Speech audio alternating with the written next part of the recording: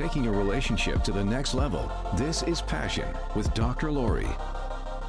Welcome to the show. This is a show all about love, sex, and relationships. I'm Dr. Laurie Betito. I'm a clinical psychologist. I do specialize in sexuality. Tonight on the program, as we do every month, and I've been doing that for the last 7 or 8 years or so, we focus on your dating questions. We call this feature Dating Dilemmas. And in studio with me are two dating experts. So one is a dating coach, Frank Kermit. The other is Fritz-Gerald, who runs EliteSpeedDating.com. He runs all kinds of events in Montreal and elsewhere, but easy to sign up for, and he'll let you know when and where, and he'll tell us about some of the events that are coming up. So welcome back to the program, gentlemen. Always a pleasure. Always a pleasure. Always Good great evening, to have everyone. you. So the phone numbers, if you want to connect with us, 514-790-0800.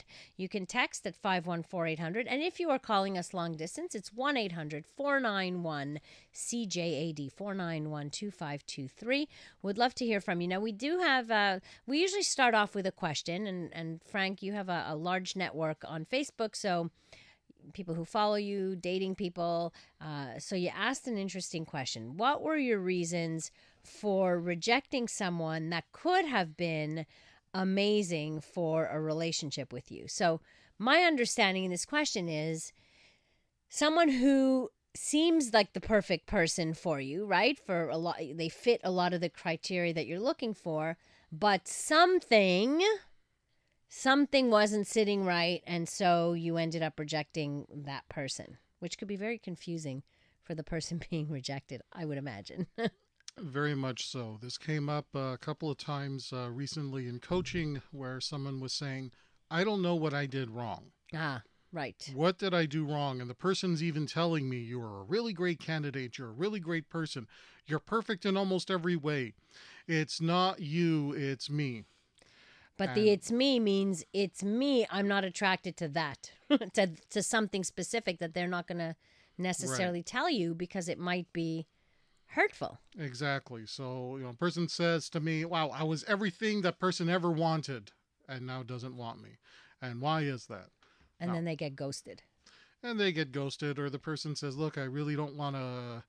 I don't think it's going to work. There's just something missing for me. I don't know what it is. And that's a very key area. A lot of people cannot articulate it. So in that case, would it be something that we would say, well, they seem perfect in every way, but there was no chemistry? That's a hard thing to articulate, chemistry, because how do you tell somebody, like, I don't know what it is. There's something that's not clicking for me. Most people cannot articulate it, and this is where my work with emotional needs comes in. Okay. Because when I did my research and my trial and error, documented everything when it came to emotional needs, the key is that there's a difference between what people think they want and what they respond to. Right. So someone says, I want someone who, and they start listing a number of criteria, but they may not emotionally respond to that. Mm-hmm. Yet they wonder why they keep dating people who are not good for them, because they are emotionally responding to those people who are not good for them. Just because you know what it is that would be good for you doesn't mean you're going to be attracted to it. Or respond to it favorably. Exactly. I would also say that people, like you just said, they think they know what they want, and or they believe so, but that those criteria might have been drilled into you also due to your family, to your what you should be looking for, you mean? Exactly. So I sent you to this great school and I put this much time into you, so this is what you should be getting and nothing else. And then you start believing that these are the things that I want or I need. And in fact, you don't need those things. You need to find out who you are. Fritz, you told me a very funny story off air. Can you share it without sharing names? So I did when I was younger and not married and no not kids, so mature. and not so mature. Yes, I did do one of those things as a young male that was full of testosterone and just going around and dating. I rejected someone that was absolutely perfect in every single way, But the thing that got to me that I could not deal with is that person's last name. So I decided. You know, people are listening to you and saying, "What a shallow son of a bitch." and you know what? I was very shallow at that time, and I've learned from it. And I think that my present partner is benefiting from me learning not to be this shallow. So the name. So for you, it was like you could not see yourself with that. Your kids having that last name as part of the. Correct. In Quebec, we do the hyphenated stuff. Correct. I just couldn't see it. And you can't just say, honey, I really like you, but I can't stand your name because you changed your name. Exactly. Right? It's not something you would ask. Well, actually, I think you're better off being honest about it, because some people may not like their own last names and they're happy to take on the name of their partner. That's true too. So, but in this province, that's not possible. That's true. You're actually not allowed. For your children, though. Just your children. Your children can take whatever name you give them. Right. Either hyphenated or one or the other of the parents. But as married people, we're not allowed to change our name for the reason simply because, I just learned this from another lawyer, simply because you want it. You have to there has to be a really good reason why your name, needs to be changed. Correct. Right. Exactly. You would have to petition the court. You would need to give good and valid reasons why you are going to break the ties to your family, quote unquote, and take the new person's name. Well, what about if you get married in another province and then come back to Quebec? No, I think in Quebec, all your documents have to be under your maiden name, no matter what. That's correct. Right. Okay. And I should mention to our listeners, Fritz is a lawyer. He's a dating guy on the side, but he's a lawyer, which I find so interesting that those two things have come together for you, Fritz, and that you like. How does a lawyer?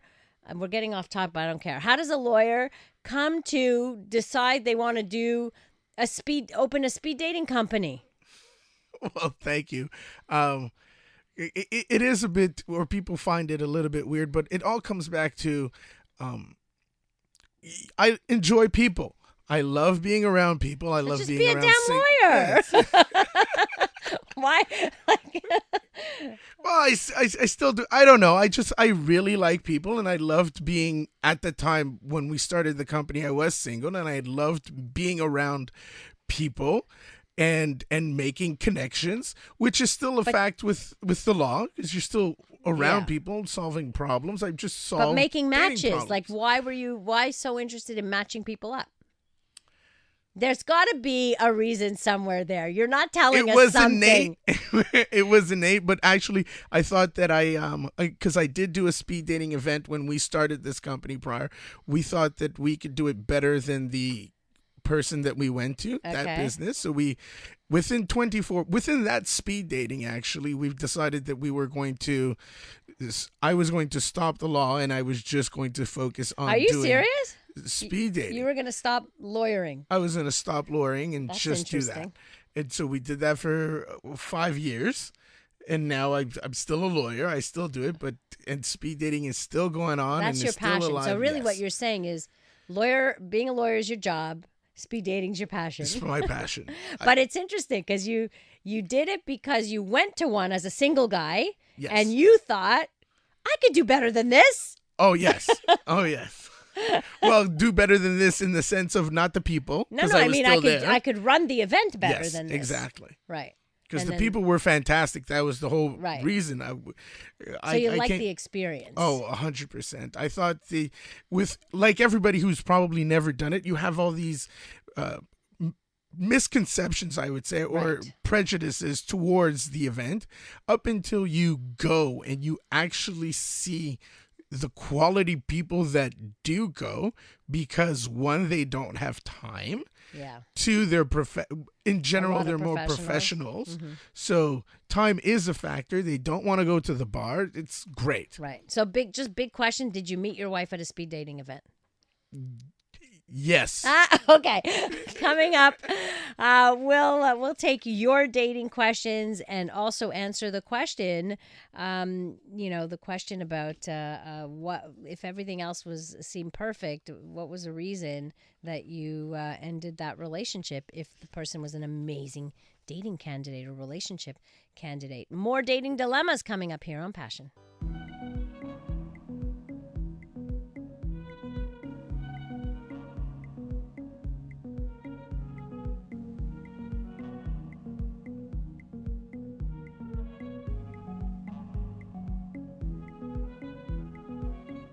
Whether you need to learn how to talk or something more hands-on, she can help. Passion with Dr. Laurie.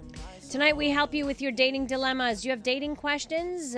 We've got two guys here who specialize in dating who will answer them. Frank Kermit, who's a dating coach, can be found at franktalks.com. He's the author of many, many books on the subject. Fritz-Gerald is the founder and owner of EliteSpeedDating.com, and you can always check out that site. Sign up. It's free to sign up, and he'll let you know when he has something going on for your particular age bracket or whatever else that you choose. And in fact, last time, I don't know if it was last time or the time before, I said you need to do something. I get a lot of requests from people who live on the West Island, who are, more suburbanites who want some kind of event near there. So now you're telling me there is going to be one. There is going to be one in the West Island.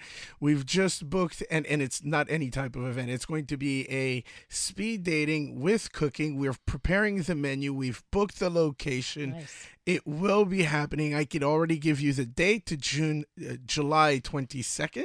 Okay. We're working out all the details. It will be a fantastic evening.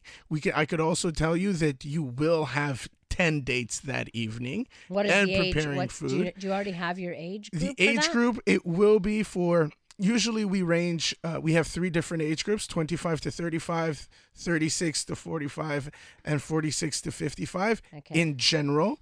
What about older than that? There's a lot of people who are past 55 who are looking to date. The answer to that is I get a lot of requests from the women. Oh, not enough guys. Not enough men. Yeah, that's so true.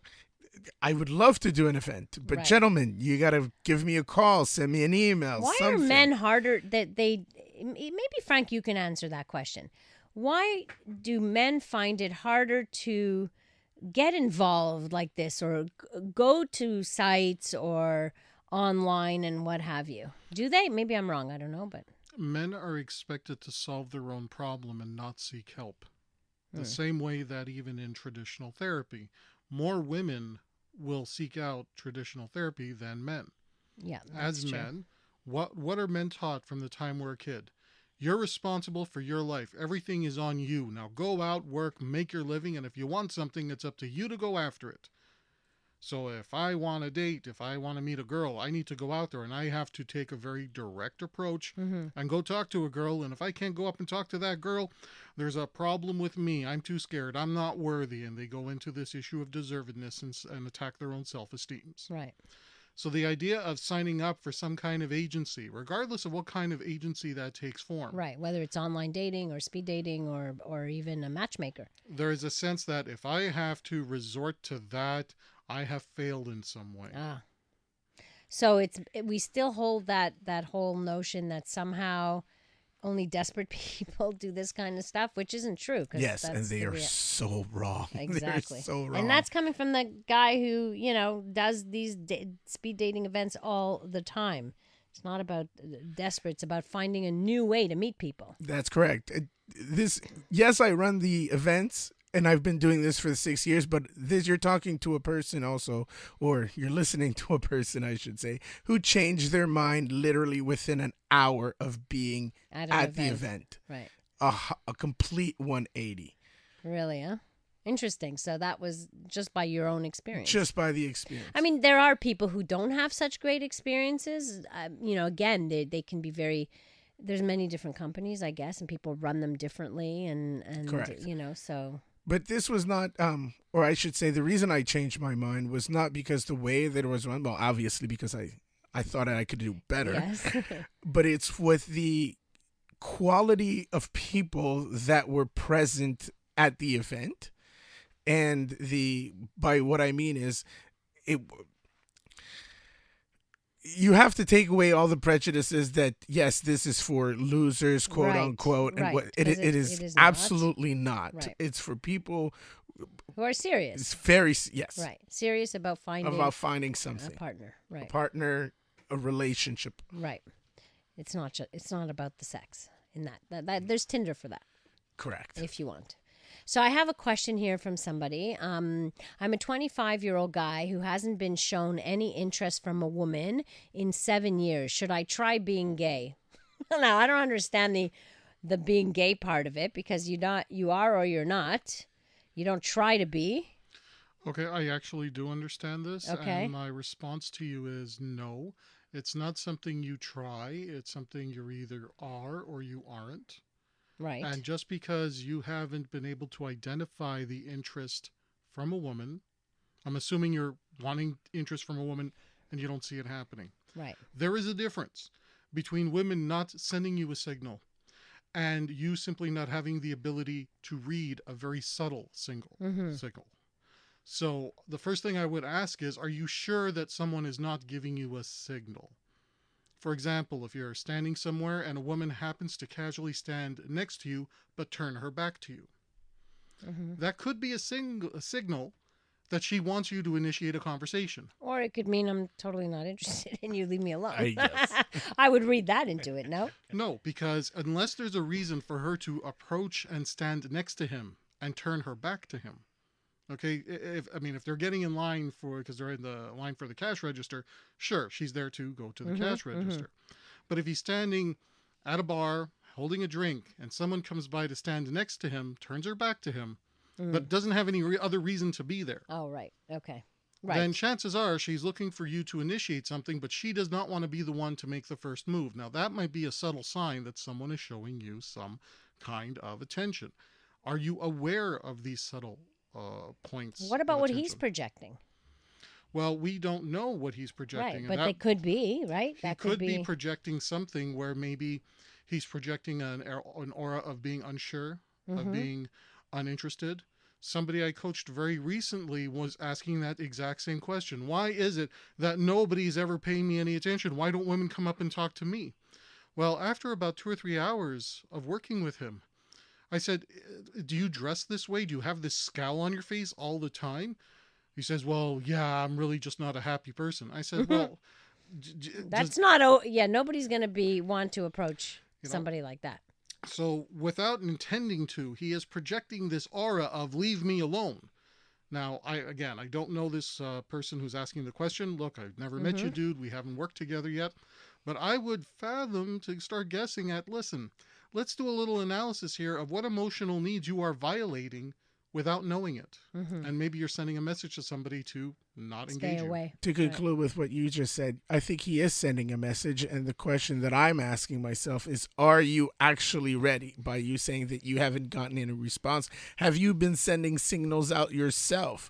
If you go out and you're sitting in the corner all by your lonesome having a marshmallow, maybe no one wants to talk to you because that's the vibe that you're sending out.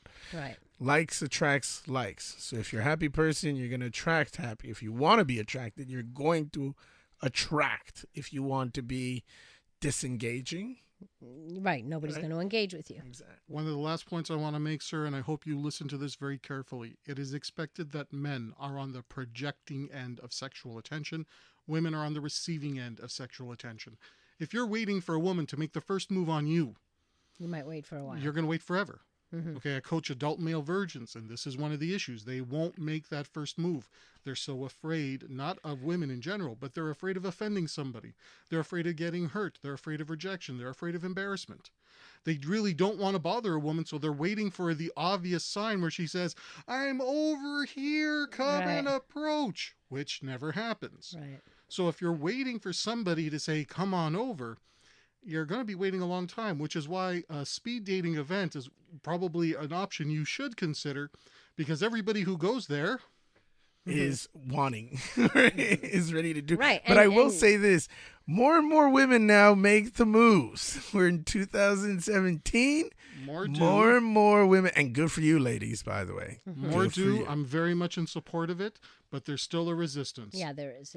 There's certainly nowhere near equal in that respect. I agree. Okay, so there's still ways to go, because there's also stigma for women who are too aggressive, or too available. Or too available. Exactly. You have to play hard to get. Like you still have all that stuff. Like those messages are still there for young girls. It's unfortunate. It's still there, and which is why a lot of women who even have approached, sometimes they freak the guys out because the guys are on the receiving end of attention. They don't know what to do. Yeah. I don't know what to do. Enjoy it. That's what you should be doing. 514-800 if you want to text in your thoughts, your dating questions, or 514-790-0800 to call in. So we were asking the question, what were your reasons for rejecting someone that could have been amazing for a relationship with you? This text writes, amazing, sweet, wonderful guy, treated me like a princess, but I could not get over the fact that he was 32 and still a virgin. So, getting over that fact, like, I don't know, what do you tell someone, poor guy. Like, imagine if everybody said that to him. Sorry, just I can't be your first, is essentially what they're saying. I don't want to, And so, which means that as long as he's honest about it, he's going to continue to be a virgin. One of the things I advise people is that you don't talk about your sexual pasts or lack of thereof until the relationship gets serious enough where you need to share that kind of information. Well, you might want to share that before you're sexual with the person. Not necessarily. If you're going to have a casual encounter, or if you've just started dating casually and sex comes up, let's say in the first 3 dates to the first 3 months, you haven't exactly made plans to be together long term. There's only so much information that you need to share at that point. I guess, but somebody might say, well, that's just not being honest. Like, I agree dishonesty, based on omission, not. Well, no, it's not a question of omission. If you get asked a direct question that you don't want to answer, the most honest answer you can give is, I don't want to answer that. I don't want to answer that. It's not something I'm prepared to discuss until we get more serious. Okay, well, that's fair enough. You can always do that. More dating dilemmas coming up on the other side of the news here on Passion on CJAD 800.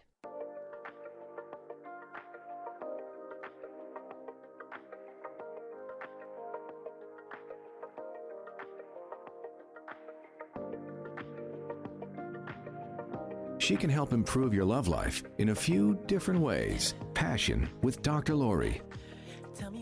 Tonight on the program, Dating Dilemmas, we focus on dating issues once a month here. Frank Kermit and Fritz-Gerald of EliteSpeedDating.com is here. Frank can be reached at franktalks.com. This text writes, men are caught in an awful double bind where we are expected to approach, but then demonized by feminists for being aggressive and toxic. No wonder Quebec guys are meek and timid. Well, I guess it doesn't help, but I don't know about the demonized. And I don't know who the feminists are you're talking about, to tell you the truth. But 2 things. Number 1, it also depends on how you approach.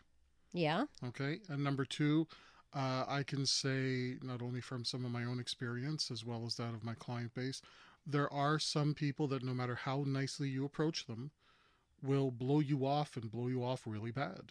There's people who are not nice. Yeah. I mean, I will get approached, and I'm like, oh, thank you. It's a nice compliment, to still be approached. But never would I tell somebody to F off or, But there are people who would. And sometimes it has nothing to do with the person approaching them or how they're approaching. And what I try to tell the clients is that, listen, if somebody's reaction to you is out of proportion with what you did, the issue's not you. It's them, yeah. But if you are being relentless in your pursuit, that's aggressive. That's being aggressive. Right. So it's a question of, are you behaving in a way where a reasonable person would react in such an extreme manner? Right. And if you are not behaving in any sort of unreasonable manner, the issue's on them. And also, maybe you don't think you're being aggressive or that pursuant or what have you. Ask somebody else who's watching you do this, or get the opinions of other people to see, am I reading this right? Or,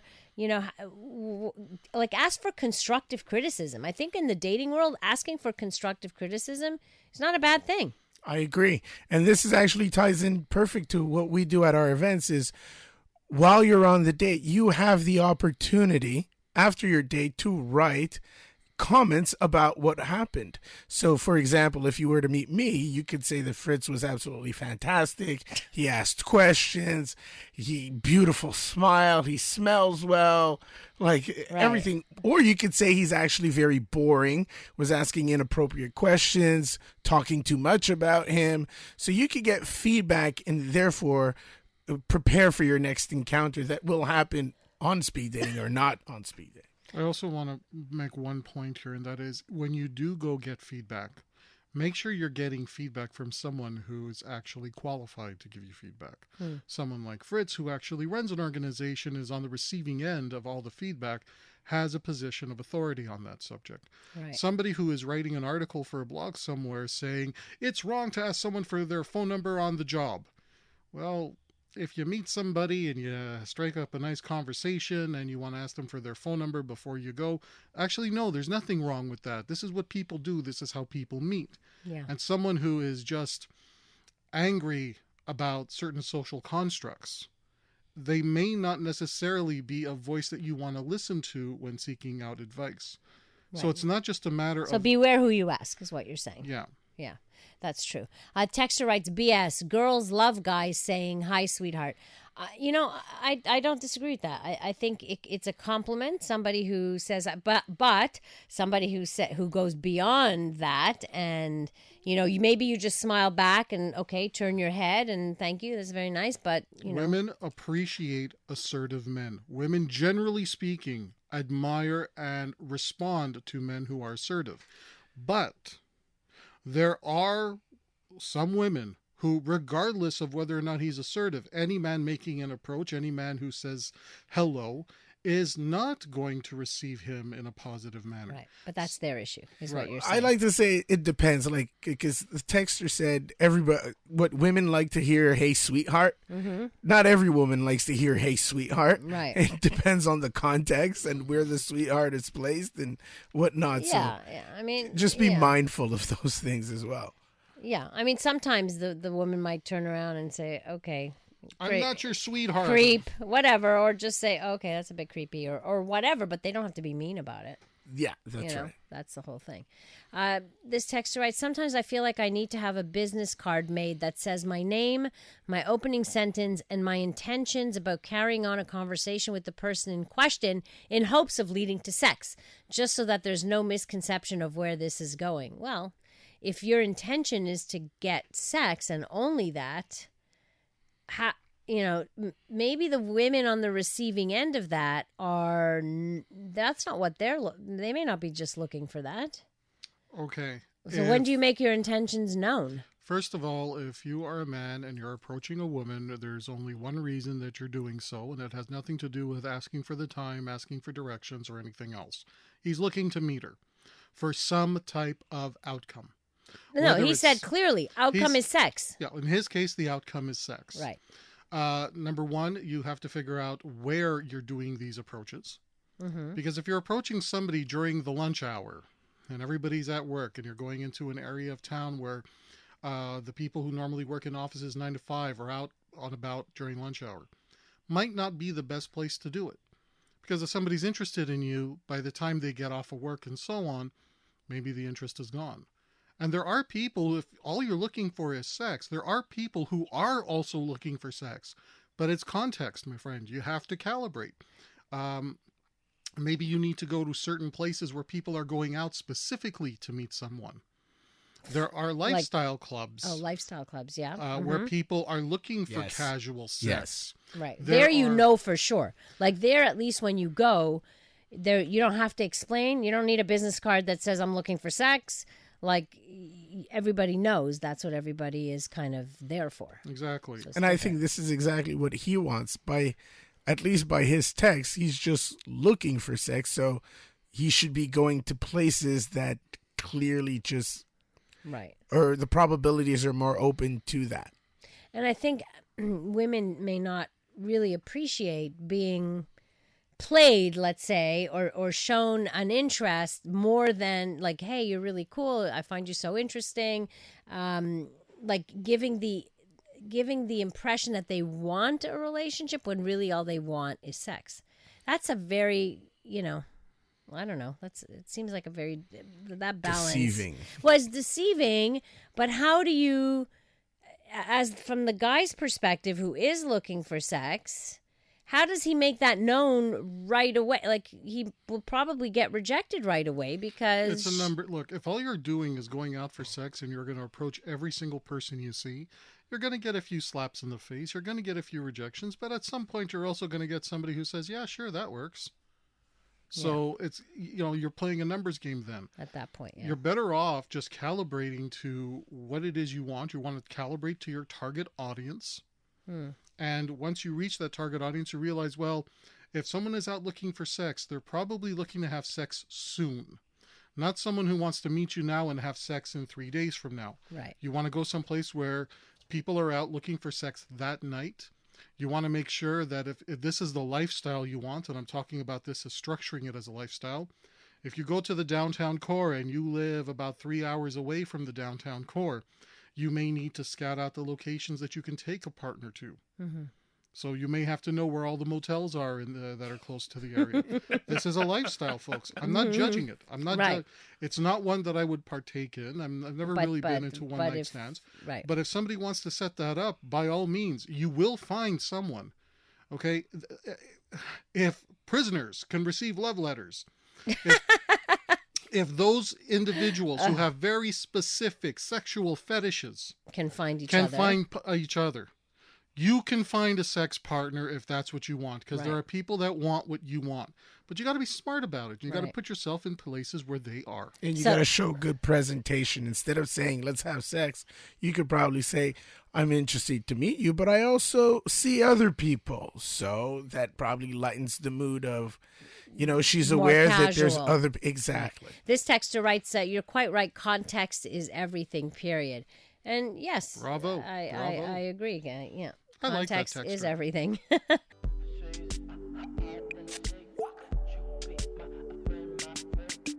Stimulating radio. Passion with Dr. Laurie.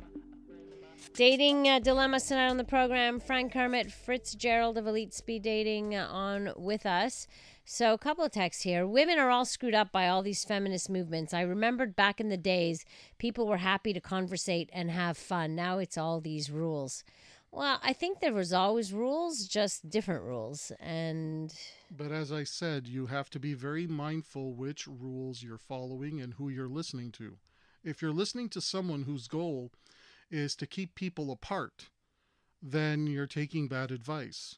Well, I'm not sure that that's what it's referring to, not in terms of advice, but in terms of just general rules of dating today.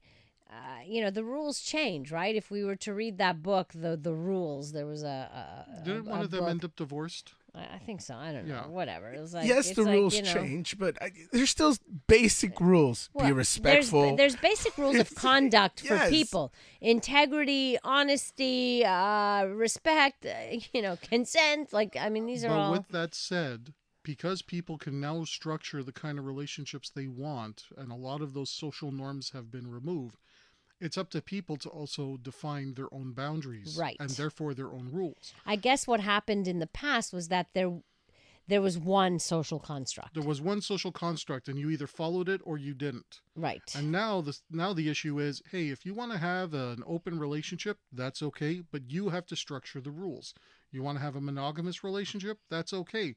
But even within the world of monogamy, there are various different rules that couples can follow as to how strict they take their monogamy. And it gets people talking more and expressing themselves more rather than just following a rigid prescription of what things should be. Because even back then, they did what, they followed those strict rules, but it might not have been what they wanted.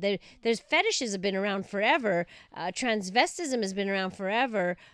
All of these things, people were just behaving in the closet a whole lot more. And now we have kink-friendly therapies that are starting to emerge where these things are not considered an abomination, but that it's part of a larger spectrum. Well, listen, as a therapist and as a person who does the sexual therapy, one thing I've learned in these 30 last years is just that there is such a huge scope of sexual behavior. There's some, yes, deviation, some deviancy in some, but for the most part, all fall within, much of it falls within just a larger range of normal. That's what has stretched, is that, that line of normalcy has expanded and expanded, but it is expanded not because we're a depraved society. It is expanded because we know more. Exactly. Because we have more research, we have more science, we know so much more about humans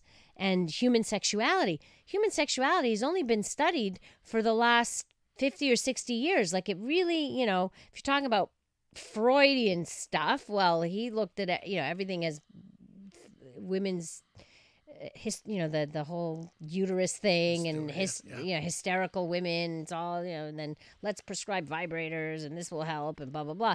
Of course, we're way past that. But since then, I mean, really, we only started studying it with Masters and Johnson and Kinsey, and that's not that old in terms of societal movements or what have you. So we've just learned an awful lot. I'll even go one step further on this point.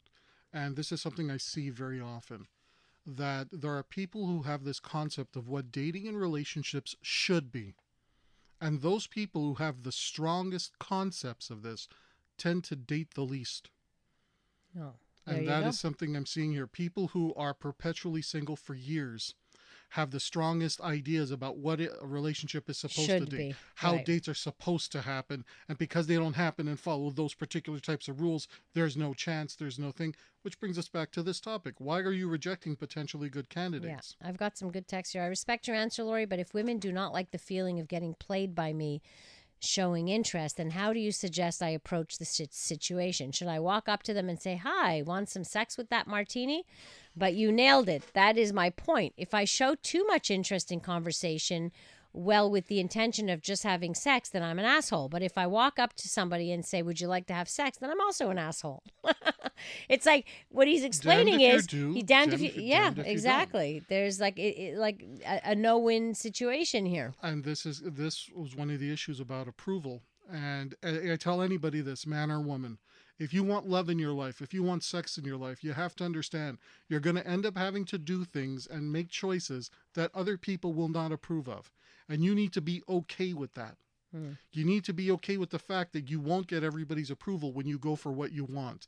And that's the secret to every area of your life. If you want to get healthy, if you want to find love, if you want to make money, if you want to go into a particular career, there's always going to be detractors who make you feel hated. You need to follow through on what you want anyway, as long as you don't commit acts of violence in the process. Well, yeah. You want to go after what it is you want, and there's always going to be someone not ready. But to in give you dating, don't be so relentless with a, and like, again, that don't be the relentless context, with a particular person, right? But do be relentless following through on what it is you want to achieve, which is either a specific partner or a lifestyle. Right. On Family Guy, I don't know if I'm pronouncing this right because I don't watch Family Guy. Boomhauers, whatever. Boomhauer is on King of the Hill, and Quagmire is Family Guy. Okay, so one of them says, "Hey," their line is, "Hey, babe, want to get it on?"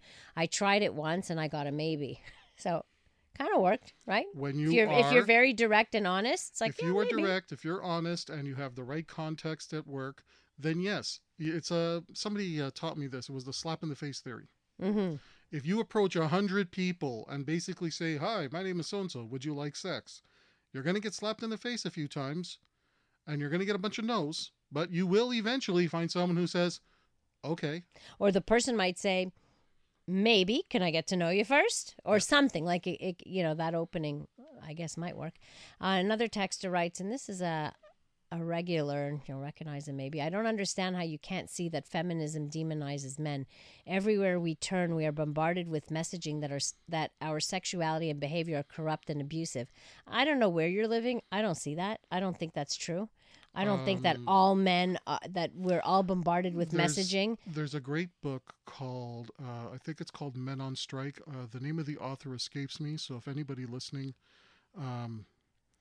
or I think it's The War on Boys. Mm-hmm. The idea is that they take many masculine traits and find something wrong with them.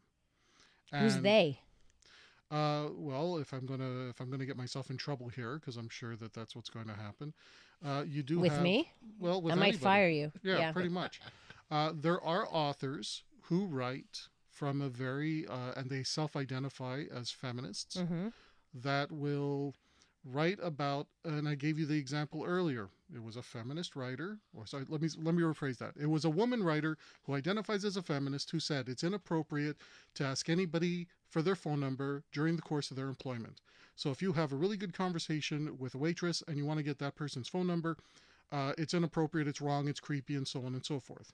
Right. Well, because men are on the projecting end of sexual attention, it targets men in that particular instance. Right. So I think this is what the gentleman is trying to say. But we're not all, some of us are feminists not because we demonize men, not because we think men are all abusive or corrupt or all want one thing. Like, I just, as a person who identifies as, I can't say I'm not a feminist, because being a feminist to me is more about equality and fighting for equality and things like that. You're looking at the radical feminist viewpoint of, we don't even hear that so much anymore. At least I don't. I don't either. Yeah. I'm not going to tell this person that he doesn't. I'm just going to say I don't hear it as well, and I agree with you. Okay, I found the book. It's called Men on Strike. The author is Helen Smith. Mm-hmm. American Society has become anti-male. All right. And it goes into that. We'll have this texter read it then. Give us a book report. Guys, thank you so much for being on. And we got a lot of other comments that we didn't get to, but we can always pick that up later. It's a good topic, right? Thank you. Thank you. If you need to get in touch with Frank, franktalks.com, with Fritz at elitespeeddating.com. Sign up and find out when his next events are. I want to thank Brian Calasar in Master Control. Thanks to all of you for your texts and for listening, of course. If you want to follow me on Facebook, Twitter, or Instagram, you can at Dr. Laurie Betito, DrLaurie Betito. You can also get in touch with me through my website, drlaurie.com. That's DrLaurie.com. We'll talk again tomorrow night. Tomorrow night we focus on sex addiction and sexual compulsive behavior. But right now, you've got The Comedy Show with Joey Elias. Have a great rest of the evening, and remember to fill your life with passion.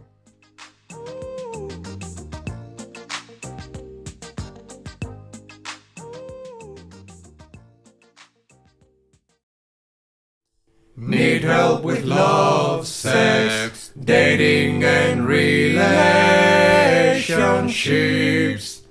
Visit franktalks.com.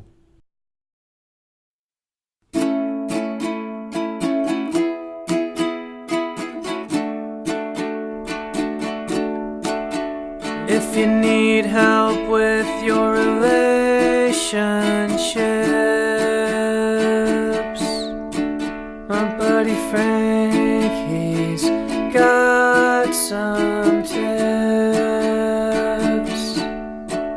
Just go to franktalks.com. His advice is better than your mom's. He knows what you're going through, 'cause Frank has been there too. So log on to franktalks.com, franktalks.com.